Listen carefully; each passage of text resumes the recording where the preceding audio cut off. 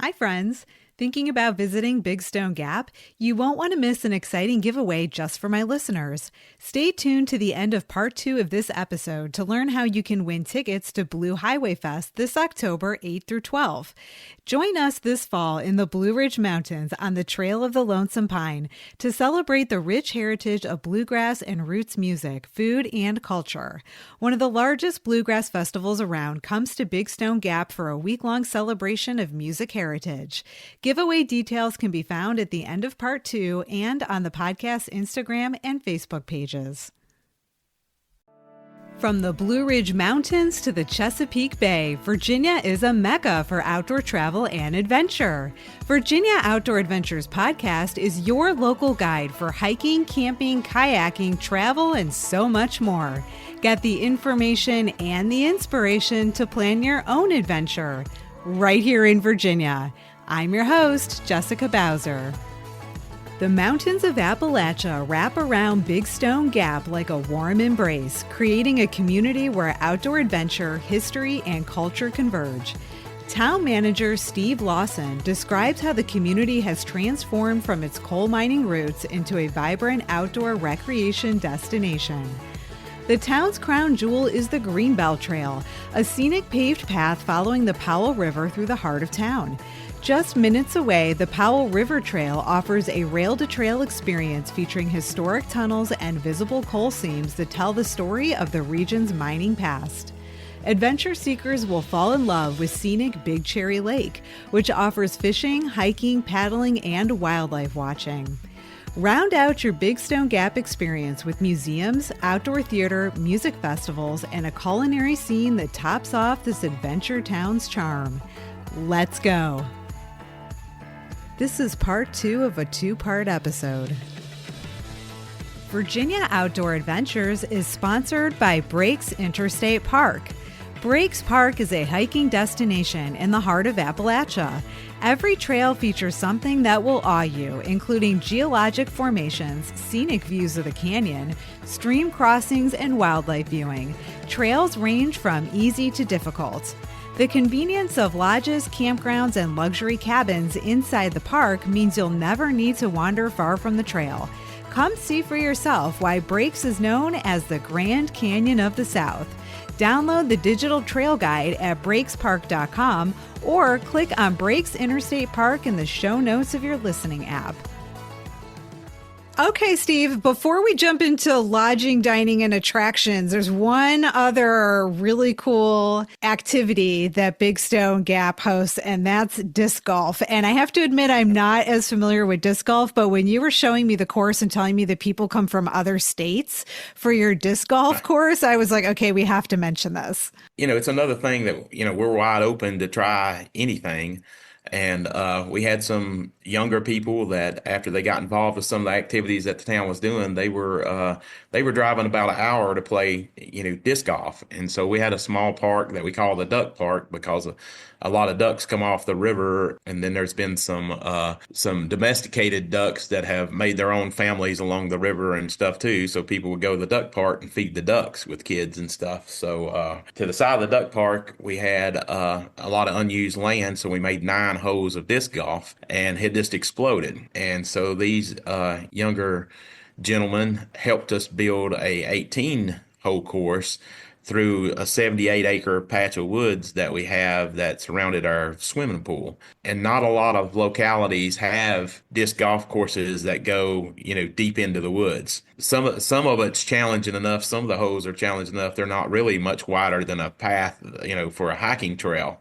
So imagine throwing a disc, down through there. And so it's a challenging, course. And so bi-weekly in the summertime, we'll have tournaments there.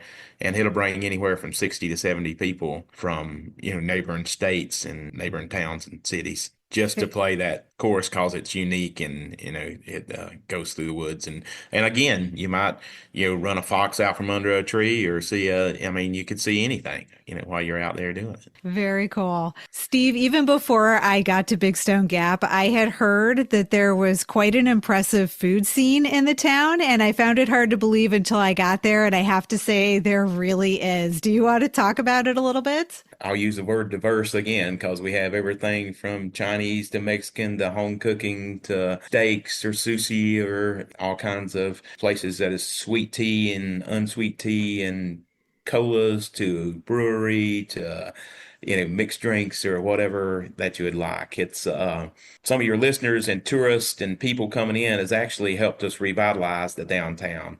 We've used the beauty of our surrounding area, our history, and people coming into town to revitalize buildings that were used for different purposes. That's where a lot of these restaurants are. As things started happening and people started coming to see us, and people seeing more people coming into town, locals started investing their money, in small town America again. And that's been one of the great parts of using our great outdoor stuff to revitalize a small town. And that's exactly what our plan was, to be the place to live and the place to entertain. Now that all the restaurants are open, and there's 18 to 20 within a mile of the visitor center. I mean, most of them within walking distance, all diverse. I mean, you can get ice cream, you can get coffees, you can get homemade breads, desserts. I mean, it's all out there, somewhere. And music is just everywhere in the summertime, too, especially, over the weekends and stuff. Almost every venue has some kind of music going, music on the streets. We've really become a destination we already had Trail of Lonesome Pine, which is Outdoor Dramas, Virginia's official outdoor drama that run for, I think it's almost 70 years now, that people come to see. We have the Southwest Virginia Museum, which we mentioned before, the John Fox Jr. House, the Henry Metter Coal Museum, things that, if somebody wants to get educated about, what a miner's lunch bucket looked like and what they actually ate or what they paid for it with, or anything else that you would want to know about coal mining, you just have to step foot in the Harry Metter Coal Museum and just plan on having a lot of time because our people are passionate. When we want to tell you a story, we'll take a while to tell you the story. So that's an adventure on it itself. But oh my the gosh, arts you're have always. hold on, Steve. You're cracking me up right now. I think we're laughing because this feels like an inside joke, but we have to make it known that our friend Freddie, who will give you the tour of the Coal Museum, is, like you said, so passionate and so knowledgeable about the history of coal. And yes, he wants to show you everything in the museum. I was with him for just an hour and he was basically begging me to come back so that he could show me all the rest of it. But it is so interesting. He will show you everything from like what kind of bucket, like you said, the kind of bucket they would carry in for lunch and what was inside of it and everything, to his own personal photos from when he worked in a coal mine. And it's really eye-opening for somebody who doesn't have knowledge about that history. Well, that's another great thing about our area because most of our attraction sites and things are run by volunteers, and it's volunteers that are just as passionate, as Freddie is about, what's going on. It's impressive that you got away from him within an hour because I think I told you that morning when you told me you had an appointment that he couldn't do nothing, for just an hour. So that's pretty impressive within itself. That tells what a tight schedule you was on. So for all your listeners. Gosh. With Freddie, plan for more than an hour because, yeah. But it'll be well worth it. So, agreed. But like the Trail of Lonesome Pine is all volunteers also runs all summer long, 3 days a week, and it's all, volunteers. But sorry, Steve, what is that based on? Because I was unfamiliar with this until I got to town and started doing my homework, and I'm sure there's other people who aren't quite familiar either. Okay, well, the Trail of Lonesome Pine, it follows the story. It's a love story. It follows the Tollivers and the Phalans that they wage a war against the outside world, in industrialization. But in the middle of all that, there's a love story of a prospector that comes to town and a mountain girl that falls in love with him, and then just the surrounding stories of what all's going on during that time. And this was based on It's a about a book, four. right? On a book by John Fox Jr. It's played at the Barbara Pauley Theater, here in town, within walking distance of everything in town. It's about a 400 seat, a little over 400 seats of an outdoor theater. It does have all its amenities. It has nice restrooms and concession stand and everything, and it has audience participation. They'll pick some people to be jurors, out of the audience. The fundamental part of it all is, some of the people that are acting now, their grandmothers actually acted in it, and their grandfathers actually, acted in it. So it's just a tradition that just keeps on living. The Southwest Virginia Museum, it's a state park. It's the only state park really located inside of a town. It's a mansion that was built by Rufus Ayers in the 1880s, and he was a Virginia Attorney General. All the exhibits go from the history of Big Stone from 1870s, when those North businessmen that I was talking about earlier, you come to Big Stone to make it the Pittsburgh of the South. So it goes all the way through that, from that time through, history today. That is a So beautiful it's building. It is a stunning, like architectural building that the outside and the inside are gorgeous. Yeah, we have a lot of tools to work with. I mean, when you get here, our Big Stone Gap Visitor Center, which you should visit right off the bat to get all your information about, where to go and when everything's open and this and that. It's actually a Frank Lloyd Wright designed gas station.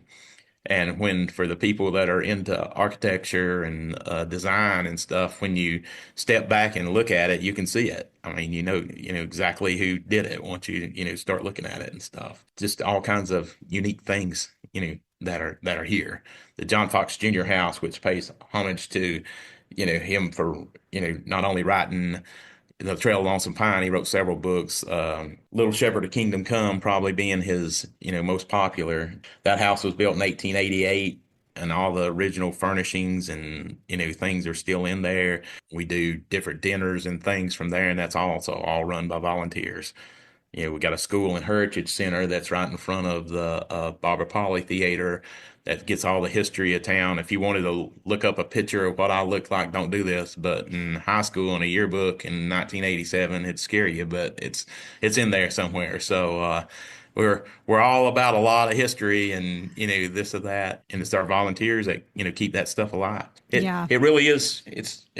It's better than Mayberry. We're bigger and we got a lot more stuff going on. Well, you know what? I will say I was in the visitor center more than once during my time in Big Stone Gap. And every time I walked in, there were people who were hanging out. Like it just felt like a community gathering place. And every time I walked in the door, everybody welcomed me and wanted to know how my stay was so far. And what did you get to do yesterday? And what are you planning to do today? And everybody had some sort of advice they wanted to give me about where else I should go. Or they were showing me pictures in their phone of the eagle that they saw over the river yesterday. Everybody was super friendly. And the other thing about the visitor center that we haven't mentioned yet, Steve, is that it was part of a movie set for the movie Big Stone Gap.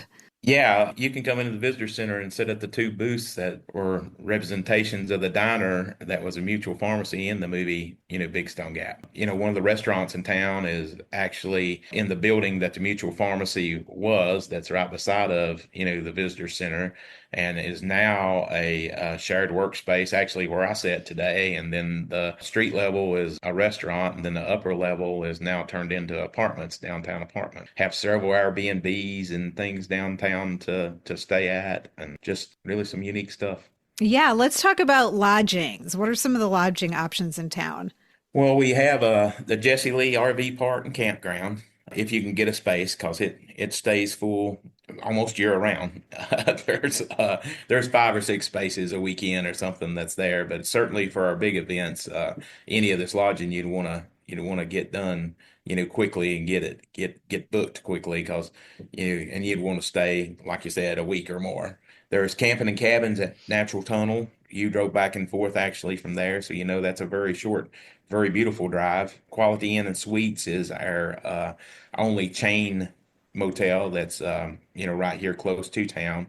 But within 15 minutes, there's another two or three hotels with lodging and stuff in it. I think we're up to about 40 Airbnbs in the area now. Is it that That's many?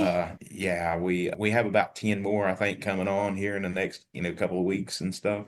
So, but I think we're up to about 30 that was on our list before. They range anything from a tiny house sort of opportunity to a huge house to some above street level apartments that are been converted into Airbnbs. Yeah, I noticed like some of them were historic properties, some were like on a farm, some were like above the old, is it the bus terminal or train terminal?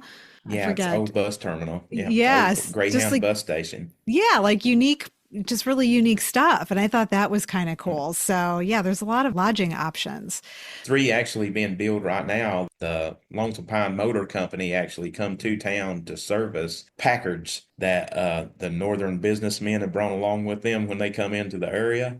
So that building's actually being redone now, and there's going to be three Airbnbs above it when it gets finished. So by Wow. fall, that should be ready to go too.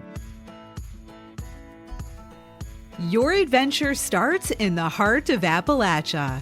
Hike and bike through breathtaking mountain landscapes, paddle peaceful rivers winding through hidden hollows, or cast your line in crystal clear streams teeming with trout. Craving something truly unique? Hop on an ATV and ride the rugged Spearhead Trail, some of the best in the East. Take a scenic drive through winding back roads, explore the Grand Canyon of the South at Breaks Park, or go on an elk tour and witness these majestic creatures roaming free. Whether you're looking for heart-pounding outdoor adventure or peaceful moments in nature, the heart of Appalachia has got what you need. Dine, celebrate, shop, and rest well in the heart of all things fun, the heart of Appalachia, Virginia's treasured Southwest. Begin your mountain escape by clicking on Heart of Appalachia in your show notes. Steve, we're getting pretty close to the end of this episode, but before we hop off, I wanted to ask you, are there any upcoming events in Big Stone Gap that listeners should know about? Oh yeah, I'd like to name our top three. This year, 4th of July is on a Friday, so we always ramp it up for Fridays and weekends. We always do the 4th of July on the 4th, but we have a whole day of activities that go all the way, all day through town. Really, it's all week long. We have some stuff going on that ends down at Bullet Park with bands all evening long and a huge fireworks show. We'll be really ramping it up for this year's show down there on September 27th, the last Saturday in September. We have a state cook-off to where competing people come from all over the South for a chance to win a golden ticket to the World Championships in Texas for cooking steaks. So you can actually buy a ticket to taste all of those steaks. So every competitor cooks a steak for the patrons too. You can actually buy a ticket and taste all of those great steaks that people are cooking.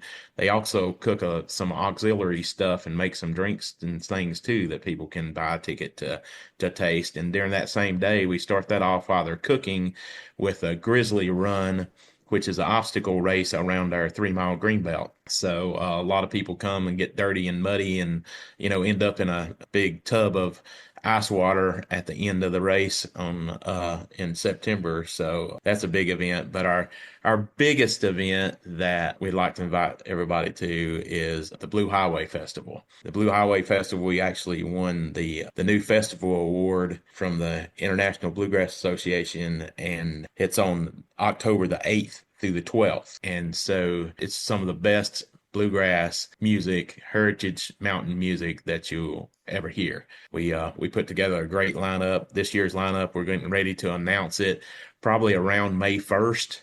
And it's all put together. We're just kind of signing some more contracts and stuff. That's one of the can't miss thing that you do. The leaves are changing at that point in time. So for all your listeners, the outdoors is beautiful, as pretty as it gets here, and great music. That's certainly a time you don't want to miss Big Stone Gap.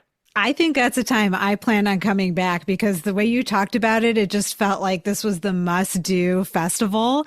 It's that time of year when it's absolutely gorgeous outside and the hiking is superb. So I think I might have to come back for that. And to entice our listeners a little bit more, we're going to do a really exciting giveaway. Do you want to share the details? Yes, I'd like to give your listeners the opportunity to win 2 5-day Blue Highway tickets for that whole week. So in order to be entered into the giveaway for these 2 tickets, there's several things you can do. First of all, you can go to your show notes and click on send Jessica a text message and let me know what you loved about this episode. And that will automatically be an entry into the giveaway.